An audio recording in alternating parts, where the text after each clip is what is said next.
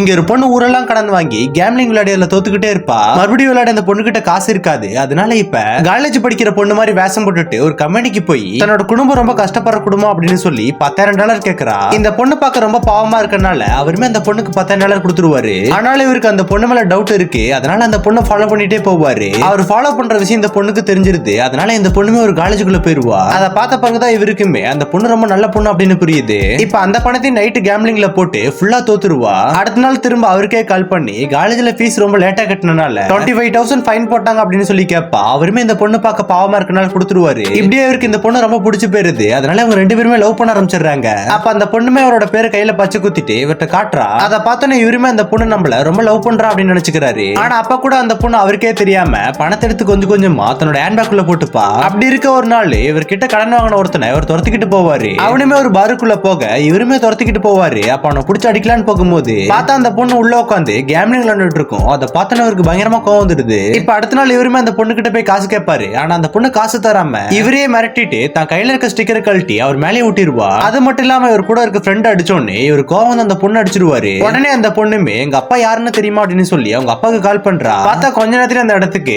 மிகப்பெரிய ஒரு போலீஸ் போர்ஸே வந்துடுது. அதை பார்த்தோன்னா நம்ம ஹீரோட ஃப்ரெண்டும் பயந்து ஓடிடுவாங்க.